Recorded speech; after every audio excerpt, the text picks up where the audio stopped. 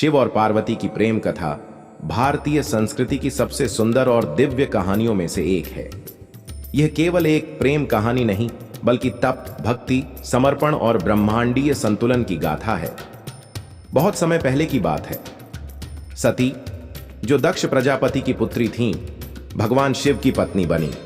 लेकिन दक्ष शिव को पसंद नहीं करते थे, क्योंकि शिव एक अघोरी, तपस्वी और सांसारिक आडंबरों से दूर रहने वाले देव थे। एक बार दक्ष ने एक यज्ञ का आयोजन किया और शिव को आमंत्रित नहीं किया। सती ने पिता के यज्ञ में बिना बुलावे के जाने की जिद की और वहां पहुंचकर अपने पति का अपमान सह न सकीं। क्रोधित और आहत होकर उन्होंने वहीं यज्ञ अग्नि में आत्मदाह कर लिया। शिव इस घटना से बहुत दुखी हुए और उन्होंने सती के शरीर को कंधों पर उठा लिया। उनका रौद्र रूप ब्रह्मांड को विनाश की ओर ले जा रहा था। तब भगवान विष्णु ने अपने सुदर्शन चक्र से सती के शरीर के टुकड़े कर दिए, जो पृथ्वी के विभिन्न भागों में गिरे और जिन्हें आज शक्तिपीठ कहा जाता है। सती ने बाद में पर्वतराज हिमालय और रानी मेनावती के घर पार्वती के रूप में जन्म लिया। पार्वती बचपन से ही भगवान शिव को अपना पति मानती थीं। उन्होंने कठोर तपस्या कर शिव को पाने का संकल्प लिया। उन्होंने वर्षों तक कठिन तप किया, कभी फल खाकर, कभी केवल पत्तों पर जीवित रहकर, और अंत में निर्जल व निराहार रहकर शिव को प्रसन्न किया। शिव, जो समाधि में लीन थे, पहले पार्वती की तपस्या से प्रभावित नहीं हुए। तब देवताओं ने कामदेव को भेजा कि वह शिव की समाधि तोड़ें, ताकि शिव पार्वती की ओर आकर्षित हों और उनका विवाह हो सके, जिससे ब्रह्मांड में संतुलन बना रहे। कामदेव ने जैसे ही अपने पुष्प बाण से शिव को विचलित करने की कोशिश की, शिव क्रोधित हो गए और तीसरी आंख खोल दी, जिससे कामदेव भस्म हो गए। लेकिन पार्वती की भक्ति ने अंततः शिव का हृदय पिघला दिया।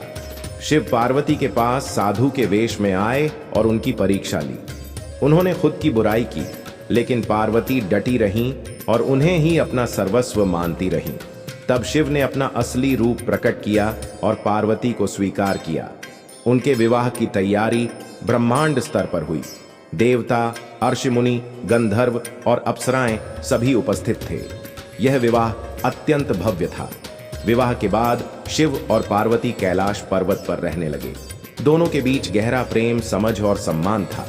पार्वती ने शिव के ज्ञान को आत्मसात किया और शिव ने पार्वती को शक्ति का स्वरूप माना। वे एक दूसरे के पूरक बन गए। जहां शिव निर्विकार हैं, वहीं पार्वती भावनाओं की गहराई है। एक बिना दूसरे के अधूरे हैं। उनके मिलन से ही भगवान कार्तिकेय और गणेश का जन्म हुआ। पार्वती ने शिव को संसार की व्यावहारिकता सिखाई, जबकि शिव ने पार्वती को आत्मज्ञान और वैराग्य का महत्व बताया।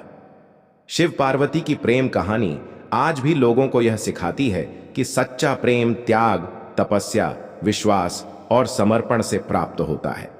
यह कहानी केवल एक पति पत्नी के रिश्ते की नहीं, बल्कि आत्मा और परमात्मा के मिलन की प्रतीक है।